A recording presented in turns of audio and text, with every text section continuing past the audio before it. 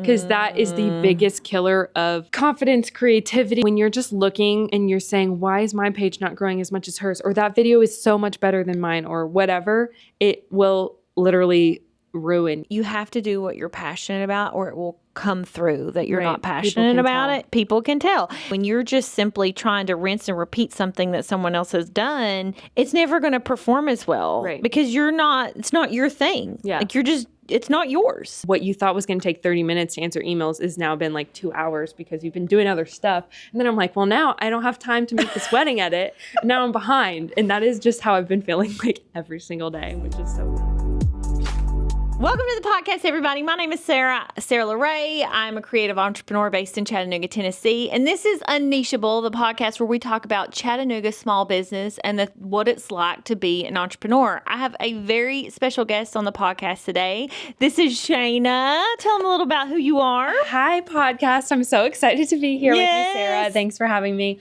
And it's kind of perfect that your podcast is named UnNicheable because a lot of times I don't really know how to introduce myself. But typically the easiest one is I do content creation in Chattanooga, and that involves wedding content creation, which I know we've gotten to work together on, which was so fun, but also social media content creation. I started my WebbChats account on Instagram, which has just been so much fun and gotten me involved in so many more different, forms of work and doing videos for small businesses and promoting them on my page, but then also doing UGC content for them, for different businesses, doing social media management. And then I also coach lacrosse. So it's like, I always say like I have 4 different jobs, but I guess you could say content creation is the main like solid part of all of those. And then the lacrosse part is just like my 2 hours of outside time every day, which is so needed when you're staring at a screen all day. But so yeah, I guess I introduce myself and say I'm Shayna and I do Chattanooga content creation. Yeah, I think that's perfect. So we had a wedding together where she was a content creator and I was the photographer, and it was so much fun. It was at this incredible venue. And I did not even put together who you were, that someone had told me to follow you like a couple weeks before. They're like, have you seen WebbChats? Like she posted like Chattanooga stuff. She posted about this restaurant or something. And then I was like, oh, well, I saw you in person. It like clicked. I was like, oh, yeah, that's so who she is. Funny because I started doing wedding content creation in May 2023. And so I did like a full year, had never started WebbChats. And then even when I started WebbChats, which was in May 2024, like it didn't grow necessarily at the beginning. So I was still working weddings and it never was like a cross type thing. And then as WebbChats has grown, I've like gone to a few weddings now and people are like, wait, and I always feel like I have to explain, like, I'm not like doing content creation to like post on my page. I'm like making all this content creation for the couple and the brides and everything. So it's just funny because I never had to do that before. Yeah. But now that like I have this Instagram presence, which I'm so thankful for, and it's still so crazy to even say it, but it's so cool to, have people be like, are you WebbChats? Are you WebbChats? Or like, I love your videos. And I'm like, oh my gosh, it's so funny. Like when people in real life say things like that, because a lot of times you're just posting to the void of online. Yes. And it's so nice when you have like in real life conversations like, oh yeah, these restaurant little recommendation videos are helping people or whatever. But it's so funny because it's totally separate from doing weddings. But I worked a wedding in March and some of the bridesmaids literally thought I was there to like get WebbChats content. I was like, no, this is for the couple. So now it's kind of funny because there's like, it's coming together or whatever, but it's also just super fun. And I hope that like WebbChats can also push people to do wedding content creation or like whatever, find me and stuff like that. So it's so fun. But I was doing wedding content creation before I started WebbChats. And anyway, long story short, it was so awesome to work with you. Back in January, it was just such a beautiful wedding. It was great. I think the idea of like, so let's like sort of address the elephant in the room. In the wedding industry, we know that some photographers and videographers and like, so we have this new media vendor in the last couple of years, content creators like you that are kind of stepping into sort of our territory. Yeah. And so some people have controversial opinions about it. I think we talked about that at the wedding because I always send like the same DM to any photographers and videographers before I work with them at a wedding that's like, hey, I'm a wedding content creator, but like not one of those wedding content creators that's going to like jump in the way and like whatever, all this stuff. Because I do think with the rise of wedding content creation, a lot of people see it and then they think, oh, I have an iPhone, let me just go be a wedding content creator or whatever. And there's definitely a lot of wedding etiquette like you need to learn and everything. And like we were talking about, I used to want to be a wedding planner, so I was shadowing wedding planners back before I'd even heard of wedding content creators. And then when I heard of wedding content creators in fall 2022 was the first time I had heard of someone doing it. And I was like, oh my gosh, I wish I had that at my wedding. Like, I love that idea because we had amazing videographers, amazing photographers, but it was like the raw, like just the unedited video that I just like wanted the standalone of like my dad and I's first look or just like any of the raw videos. And I was super, super lucky when I got married because I was really close with our videographers and they gave me all the raw content, but it was then like, you have to color correct every video. You have to match the sound with every video. And I'm so thankful for that. But just having like, I don't get to keep any of those videos on my phone. It's so high gigabyte, all that kind of stuff. And I'm, again, so thankful for my wedding video. It is amazing. I'm so thankful for it. But just having a different form of that. Yes. And I do always like to, I tell couples this all the time. I talk about it, but anytime anyone inquires me for wedding content creation and they say like, we don't have the budget for a videographer or something, it's like an automatic, like you're not gonna expect, like you're expecting something more than what I'm gonna give you because wedding content creation is totally very different than videography or photography or anything like that. It is just completely different. So I would say probably half the weddings I work also have a videographer, and then half the weddings I work, sometimes they don't necessarily want a wedding video or whatever, but I always say like, I'm not giving you a wedding video. Like I'm giving you raw content and then like some fun clips that you can use on social media or just keep for memories. Cause I always like to make sure people know they're not just getting married for social media. It's of course all for memories, which is super fun. But yes, I've heard of all of the, what are wedding content creators doing? And I do think that is a valid reaction because of how some people have entered the wedding content creation space and just thinking like, oh, anybody with an iPhone can do it or whatever. Well, and that's like true for photography. Like there's bad apples, right? And there are divas and especially the creative space. Like there are photographers that make it all about them. There are videographers that make it all about them, So like, I feel like but I love it anytime a client has a content creator. Like I'm not super territorial.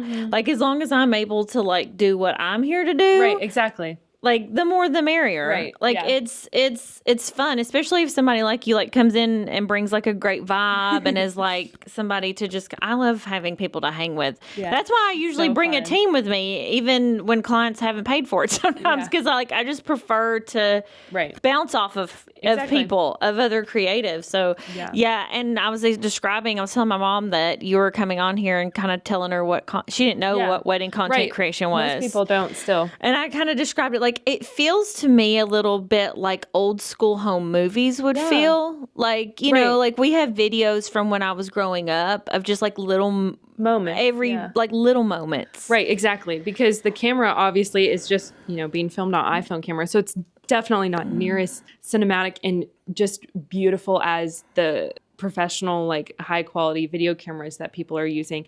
But it's just more about like the little tiny moments of like when the little flower girls are like peeking through the first look, like I'm just panning over to that and different things like that. It's all just the little moments as they happened, authentically as it happened. That you can get quickly too. Right, exactly. And then the couple, I always love because I give my couples all of the raw content, which is what I am assuming all wedding content creators do. But then they have those videos just to have standalone and they can do whatever they want with them. If they want to make their own edits of something, if they want to like do literally whatever, send this funny video in the group chat and be like, oh my gosh, look at this. Remember when this happened or whatever. And so, or use it for social media or whatever they want to do. But I think a lot of times people are like, wedding content creators are just for people who want to be influencers. No, like, not at all. Definitely. I mean, it can be for that, but it's also just for people who want all of those raw moments captured and then have those videos as like standalone videos rather than just like a big, beautiful cinematic wedding video that I think, of course, you should also get. But I mean, I do. I've done some wedding videography as well, and I offer those packages. And I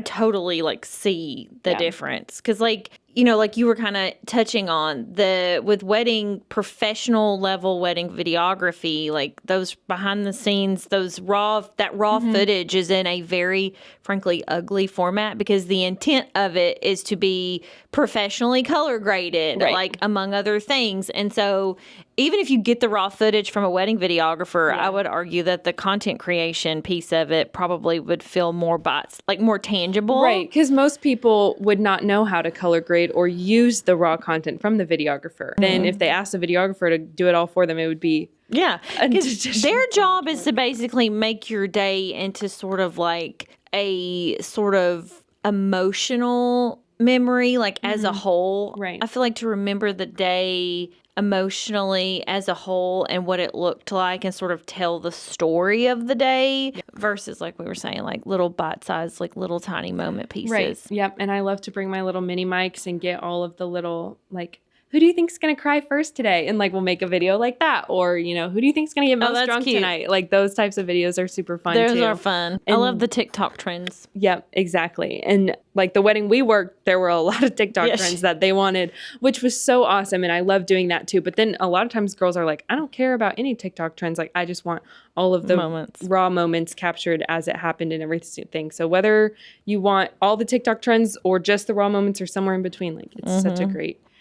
I'm so thankful to get to capture the love and be a part of it. But yeah, weddings are fun. That's why I like kind of specialized in them because I genuinely like them. Yeah. Like I think a lot of photographers like have exit strategies to get out of weddings a lot of times because you get into them because they're frankly the most profitable compared to other niches, but that's not for everybody. But I like genuinely love the energy. Right, exactly. Me too. And that's why I love like the wedding we did. It was my biggest package, which is up to 13 hours. And I love being there for the whole day because that in the morning time is a lot of times when I get those little interviews. It's like, who do you think's gonna cry for? Or like those types of things, or how are you feeling like with the mini mic and everything. And then just staying there for the whole day. So I think that helps like capture, if you're wanting all of the raw moments captured and everything, the big packages are fun, but it is exhausting, but it's so fun. Because you don't like, stop you have moving. to love it. Yeah. Yes, you do not. Like, I call it a wedding hangover the day after. I'm like physically preparing for mine Sunday because I have one tomorrow. I have a headache. My body hurts. It's like, oh, and I haven't had a drop of alcohol, but I'm like physically and I haven't peed drained all day. Yes, you don't pee. You just don't.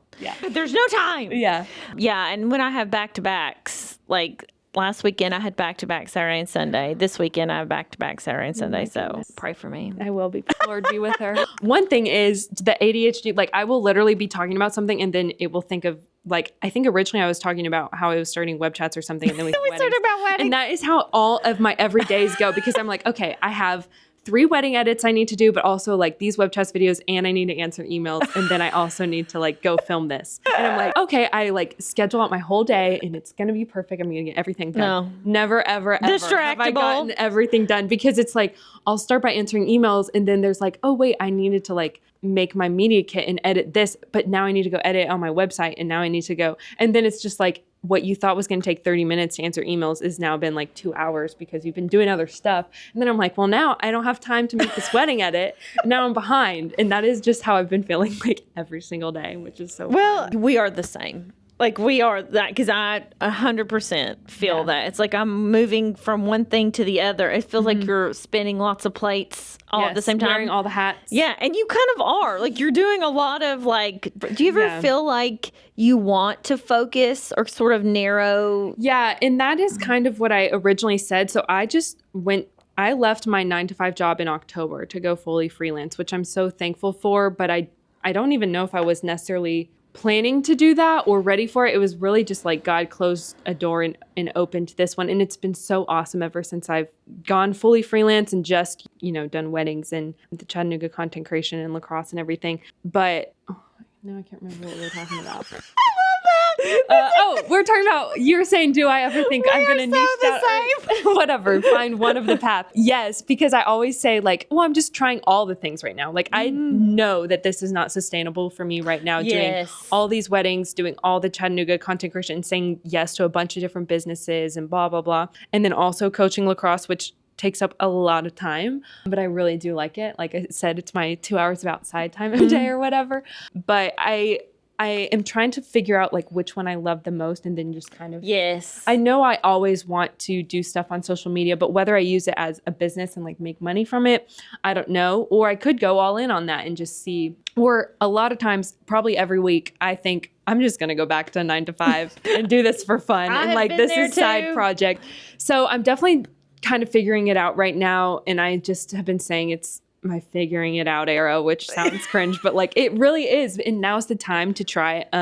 My husband and I talked about that. Like it's before we have kids, like we're going all in on different business things. He's a loan officer, does mortgages, but he also does guitar lessons and he's in a band. So like we both have a lot of stuff going on right now that we're just trying because we know once you have kids, like your whole life changes. Yeah, all your priorities change. And so that's why we're doing a bunch of these things right now. Yeah, and see what sticks. So fun, but I feel that because I get FOMO. I'm like, I can't. Part of my reason that I can't narrow down what I'm doing or figure out where I need to focus is like, well, what if I'm going to miss out on this opportunity, or what if this really took off? And so I want to keep sort of tabs on all I want to keep all the tabs open. Exactly. You know? And I definitely know I need to close some tabs. I've always joked that like I've started a new business or like side project or whatever every single year since graduating college, because in 2022 is when I like really started kind of using my TikTok as like a business, but also just taking it really seriously. I did wedding TikTok and like I would do wedding brand deals on TikTok, but also like, you know, I sold like wedding planning spreadsheets. Like I did all of this wedding content that was not part of like wedding content creation going to weddings. It was more like educational wedding content on TikTok, like took it super seriously, posted every single day.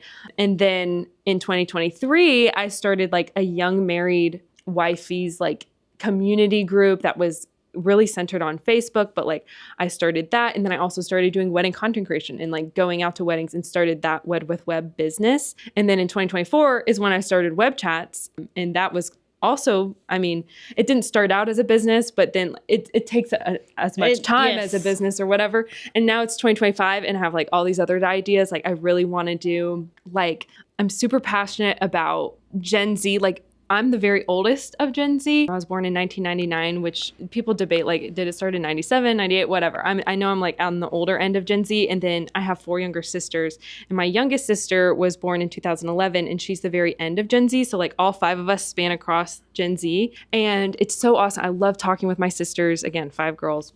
And then I coach lacrosse, and I'm coaching freshman and sophomore high school girls all the time. And I just love pouring into that. And I'm super passionate about just, like, I didn't have an older sister growing up, and I love just like talking about, you know, the high school breakups suck, or like choosing college, or like career, because that's what Gen Z is doing right now, is like choosing college, choosing career, high school relationships, getting married. Like we're in such a time. And so I'm super passionate about that. And so I'm like, what if I did this community page or like whatever? And I'm like, I have too many business tabs open or like niche tabs open. And so when you're like UnNicheable, I'm like, that is so me, because I don't know if I want to go all in on like lacrosse or the Gen Z thing or the young married community or the weddings or the Chattanooga content. Like there's a lot of tabs open. There's a lot of tabs, but I do think that there is a through line through what you're doing. And a lot of that is, when I hear you talk about that, it is what the experience is like to be someone in their early 20s when you are making a lot of decisions. You're trying to figure out your career. Like I think that's such a normal feeling. That's good. To be like, what am I doing? Exactly. Who am I? And what am I doing? What do I want to do? Right. Because it does feel like, especially as women, there's a lot of pressure to figure it out if you're deciding you want to do that before you have children. Right. So yeah, I think that's complete. As a millennial, and then I think I'm an elder millennial. I'm a solid millennial. I was born in 1986. So I can tell you that feeling of like figuring out is very normal, but I still haven't figured it out. So I'm just like, God, lead me and open and close the doors that need to be closed and open, because I don't know what I'm doing. And I like to tell young people too, like, you don't have to just pick one thing. Yeah. You can be UnNicheable. Yes. I mean, I was a pharmacist. I graduated from pharmacy school with my doctorate when I was 23 and worked as a pharmacist for I worked as a pharmacist for 7 years before I started my business. And then I just went full time in my business 2 years ago. Yeah. So you don't have to, and most pharmacists that I know had other careers before they were pharmacists. Wow. Like, people don't talk about that a lot, but there are lots of people who pivot in life. You don't have to just pick one thing and do that for 30 years. Like, this isn't, I think with all of our attention spans now, no one could do. But no one's for 30 capable years. anyway, Or at least like when I worked at my 9 to 5, which I worked there for 2.5 years, like since I graduated college in May 2022 and then up until this past October of 2024, every single one of my coworkers pretty much had like a side hustle or like a passion project, even if it didn't make money. And so it's just like, one, surviving in the economy, like it felt like everyone needed to have a side hustle, but also two, because all of our interests are so everywhere and it's so cool when I see people pursuing a side thing. And then like, even if it's not social media, sometimes you don't see it as much, but then you hear about it like, oh, I actually crochet and like sell these things on Etsy or like whatever it is. It's like, that's so awesome because I think it gives people a creative outlet. Like my husband, he does mortgages, but then I always call it his Hannah Montana life because he's doing mortgages during the day and then he's like in a local band at night. He does like guitar lessons with kids and stuff. I'm like, I'm so glad you have that outlet. And my outlet, I feel like, was making social media videos, and then I worked at the nonprofit, but now it's like, I'm doing my outlet as full time. And that's when I'm like, and that's a weird pivot. Yeah. And it changes the way you think about it. It changes your, and also you were kind of talking about how you are starting, I feel like you are sort of speaking to it feeling since you quit your 9 to 5, like, okay, now I have all these other ideas and that are tempting for me to go down. Exactly. And I will say I experienced something similar when I left my 9 to 5 as well. I felt a little overwhelmed by the amount of time that I had because I had been working like 60, 80-hour weeks for years. That was my normal. Yeah. And so all of a sudden you're not working kind of as much. There's all these opportunities. And then for me, someone with diagnosed ADHD, a lack of structure in my like day to day, I think makes it much harder for me to sort of focus. For sure. And it just, so anyway, I've had to like get therapy for that, but I'm like, I need someone to hold me accountable because like it's in the past, like you've had a boss. It's like, you have to turn all this in. And now it's like, well, now I'm my own boss and no one's telling me to turn anything in. And I'm just doing like, and you're saying yes to everything. And then you don't realize you overpacked your schedule. 100%. And then you're like, I thought I was going to have so much more time now that I quit my job and have like less time because I'm always working or I'm always doing You can't turn your brain off. Yeah. And that's I feel like so relatable for anybody who's an entrepreneur. You just, you go to like not ever having really any like off day because like even on times that you have downtime, you're sort of still, the wheels are still turning in your brain. It's very difficult to turn it off. One thing that I think is really interesting with your web chats, endeavor on Instagram, I've been, in the social media space myself, I have been doing so much research on like what social media looks like in 2025, 5, what the trends are, like all of those things. Ever changing. There's so much information online about, people are speculating, like trying to stay ahead of the trends, yada, yada, yada. And I think what you have sort of stumbled, or maybe it was intentional, who knows, you can tell me. When it comes to web chats is this hyper-local approach because I've been hearing a lot of murmuring online with all the social media experts with the sort of rise and advancement that AI is now providing in the space, that hyper-local content, hyper-niched content is really what we're seeing is sort of on the rise. Yeah. And so I think what you're doing with web chats really kind of like validates that for me. Yeah. And it's definitely always changing, like Instagram algorithms, like it's so, and I definitely don't try to say that I figured it all out. Not even close. But what I kind of like I can speak to my experience at least and what I've seen from other people and everything, but it's like people say you need to have a niche or whatever. And I do think that's true to a sense because people need to be able to look at your page and know why they would want to follow you. Like, what are they going to gain from following you? If they don't know you, why are they going to follow a random person? And so whether that's educational content or it's funny or it's entertaining or whatever, we all follow people because of a certain reason. It's not like we're just randomly following someone or whatever. And so I think having some kind of niche as like a broad part of like, okay, I'm following this girl because she is a Chattanooga content creator and she tells me things to do in Chattanooga. Or I'm following this girl because she gave me wedding planning tips and tricks. Or I'm following this girl because she does social media content and advice or whatever.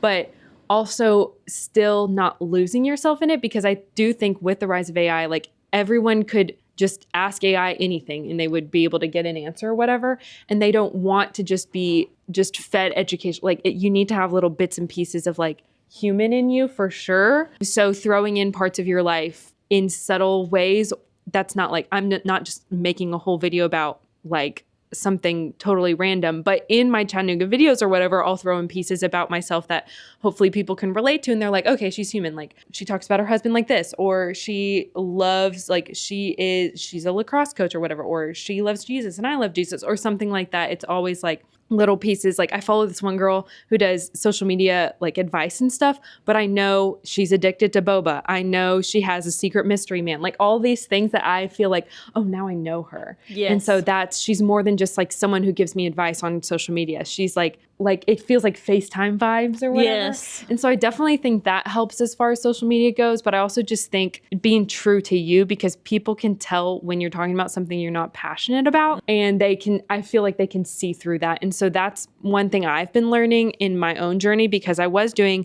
wedding tips and tricks on TikTok and I was super passionate about it when I first started it. But then now I do wedding content creation and I'm super passionate about that, but I don't really do like wedding planning stuff anymore. No, yeah, and so I found I was still trying to make my TikTok videos about it and I just wasn't into it as much anymore. And I felt like people could tell and like the engagement went down. I was like, what? And so that's when I kind of pivoted and started a new account to do Chattanooga reviews and stuff, because I'm so passionate about our city. I love our city.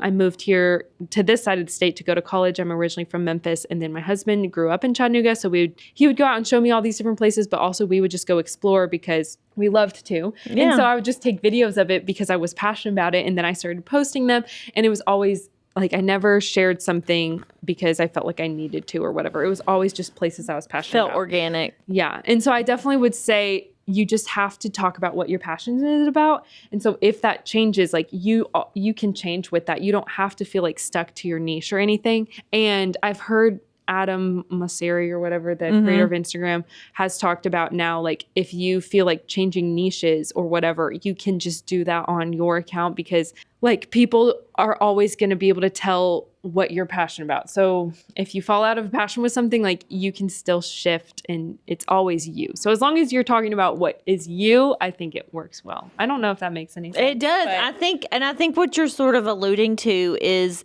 the rise of the personal brand. Right. Personal branding. People want things that feel personal and real, yes, not AI. Because like what you like you were saying, information is very accessible. Yeah.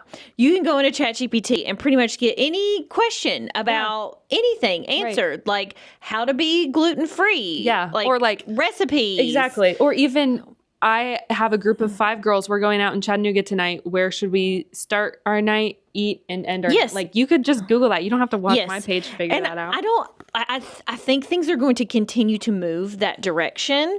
And I think I'm too nervous to fly up there because I'm like, what if my flight gets delayed and I miss the wedding? Girl, I'm like, that's me too, because I mostly focus on local. Yeah. Like occasionally I have gone out, you know, when people really want me to, but I agree. Like I do love to travel, but I like to travel like on vacation. Yes, exactly. I'll travel on vacation, not for weddings. I get work. so like, I don't like to travel for work. I just don't. Yeah. I get stressed out. There's too much pressure, like the added sort of variability of like the flights and everything. And plus like being a photographer and a videographer, you have so much gear. Like, like you have to take your gear. Like, and we all know the airline industry is like not super dependable. Yeah, and especially for you, because for me, I'm just like, as long as I have my phone, that's pretty much it. I'm good. I mean, kudos to the people that like that's their business, that that's what they do. But that's no. And plus, I have 5 dogs that I like to snuggle with at night. 5 so dogs. leaving them at home with my husband by themselves, I try to minimize that because like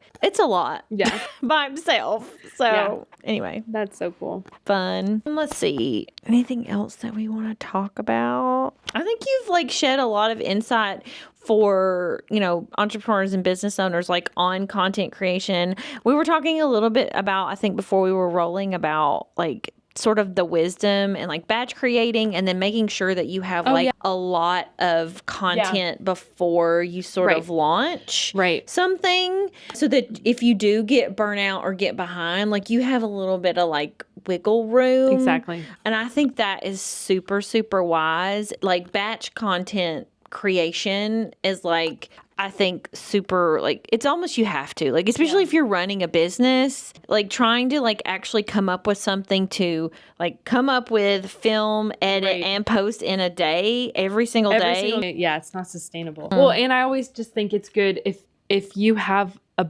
bunch of stuff in your back pocket that you can pull from is great. And so like I was telling before we started rolling, I started getting my WebbChats content in January, and then I launched WebbChats in May, like the end of May, because I knew I was so busy still working 9 to 5, working weddings, coaching lacrosse, and like wanting to grow WebbChats and wanting to post consistently.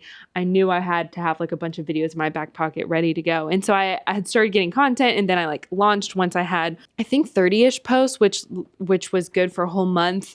But I do think it's like, I posted every single day to start WebbChats. I don't think that necessarily needs to be the advice for people who are trying to start something, because it just needs to be like whatever you can do consistently that's high quality without getting burnt out. So for me, that was posting every single day, but for other people, it might just be posting twice a week. So rather than posting every single day for 3 weeks and then getting burnt out, you now have like a couple months worth of posts if you just post twice a week, and then you can focus on still creating high quality content rather than feeling like, oh, I have to post today.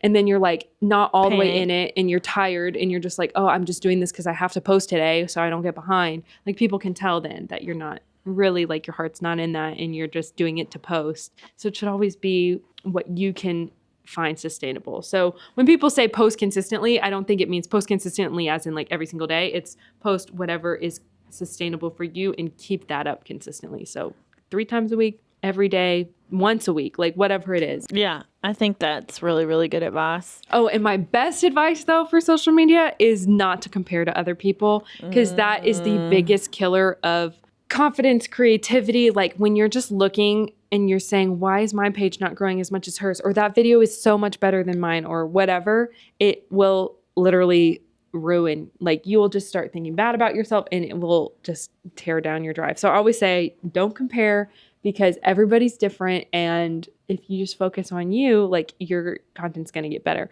There's one girl I follow, and a lot of times people will be scrolling on their feed and they're like, I'm inspo scrolling. Like I'm trying to see and I think that is good too, but it can also lead to comparison. And she's like, scroll your camera roll, scroll your own feed, and then see how it inspires you. I love that idea. Because you probably have a bunch of content that you already have and you don't feel like you need to like film something new. You have so much content already. So inspo scroll your own camera roll and see what creativity like. That is such a good nugget of wisdom. I love that. Because that's not mine. A girl I follow, but yes. I love that because I really struggle with that. And there is sort of this doom of like looking for the trends, finding the trending audios, finding whatever trending. Yeah. And then you get lost in it and an hour has gone by. Yes. And you know what? As we're sitting here, I'm kind of having a little realization for myself as well that my biggest successes in life and in business have been original ideas. Anytime that I have attempted to sort of copy something that someone else is doing or look at how someone else, I think there's a big, especially on YouTube, if you go and you're looking at anything, people are like, look and see what's already successful and then just do that. And like that kind of makes sense.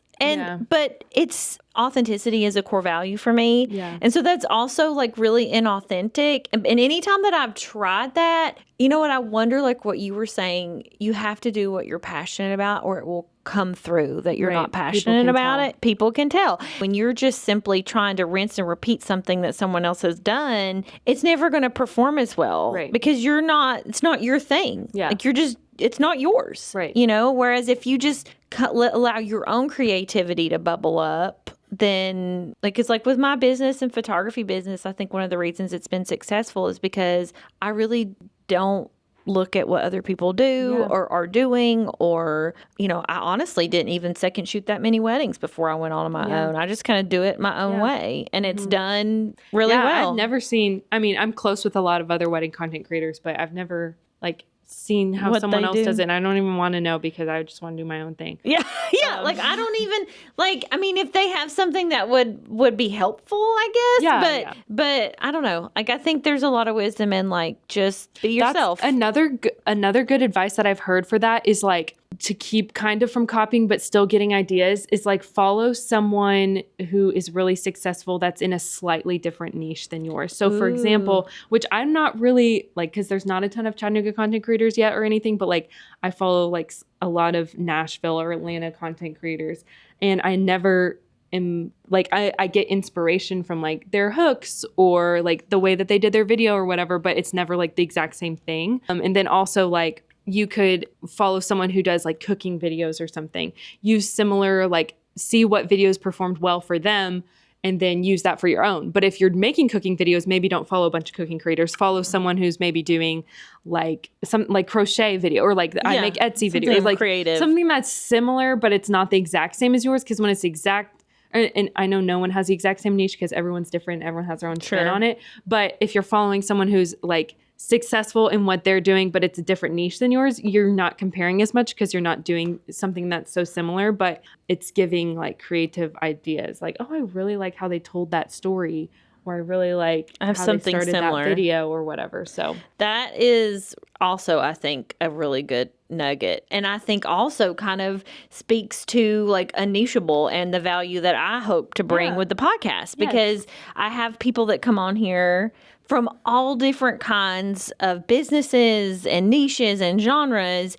And my hope is that if you're an entrepreneur, like you can listen to, like if you're a plumber, like you could listen to this conversation about wedding content creation, but maybe like find some sort of nugget that's going to help with your social media business. Or, you know, like I had a girl on that owns a boutique, and like she talked a lot about things that I think could relate to just business ownership in general. Owners. Yeah, I need to hear it. Yeah, I think we can learn from stepping outside of your own niche to see what you can learn. I think is super wise. And I'll also say, like, I've had a couple girls DM me or message me, and then I was the same with Hope, like where they're like, oh, she's already doing this Chattanooga content creation, I can't do it. And I'm like, that is absolutely not true, because there's so much room for everyone to thrive, and everyone has their own spin on things. Everyone comes from a different background. Everyone can bring their own unique insight or like added value to things. Like there's the same thing with wedding content creation. The people are like, there's already a Chattanooga wedding content creator. There's so much room for everybody. Yes. There's never going to be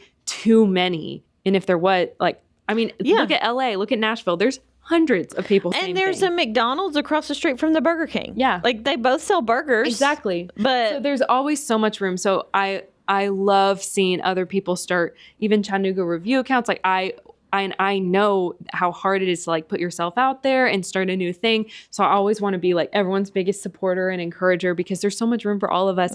And the more people that get into wedding content creation or that get into Chattanooga Instagram content creation, like the more businesses will recognize it, and then the more hopefully like people will pay you or whatever, because they realize, oh, this is a thing. It's not just some random girl who's doing this with her iPhone. Yeah, It's a real business opportunity. Yeah, it kind of validates it. The more people that are kind of knocking on their door, like, hey, you should be doing this. Right. Like, and even as someone who kind of got into wedding content creation a little bit early, because now it's like a lot of people have wedding content creators, but even like at the beginning, May 2023, when I was starting it, summer 2023, like people weren't like fully understanding, like, why would I pay someone to come video stuff on their iPhone at my wedding? Like anybody can do that or whatever. And it's like now almost nobody really questions it because people have heard of it now. And so I hope that it continues to grow. And so then same thing with Chattanooga content creation, like doing reviews and influencer type posts on social media. People are like, why would I pay you to come do a video about my restaurant or whatever? And then they will pay for billboards or magazines. And I try to be like, it's the same thing. Like your business is getting put in front of people's eyes.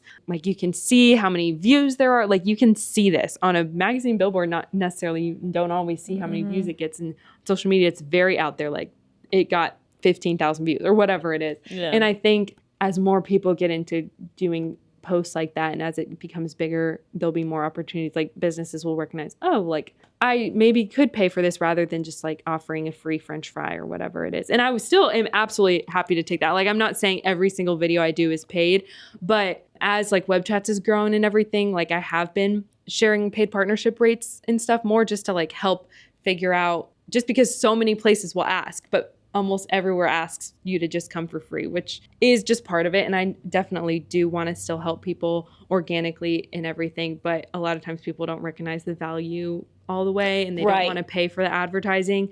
Whereas like it is a huge advertising boost now that like the following has grown and the videos do well and everything. So I think as it continues to grow, like people will recognize the value as more people get into it is basically what I was trying to say. Yeah, no, I agree. And I think a lot of times businesses make the mistake, oh, well, I'll just hire a server, like at a restaurant, for example, that likes content creation, and then they can run our Instagram or whatever. And it's like, I mean, you could do that, but first of all, you're not getting the same thing because, and also I would encourage all young people that if you are in a workplace that they're like, well, you're young, will you just run our Instagram? Ask for You do not do that for free. Do not do that for free. Seriously. Because absolutely not. That is so much. That is someone taking advantage of you. Yeah. Like if they are asking you to run their social media just as a part of your job. Yeah. No.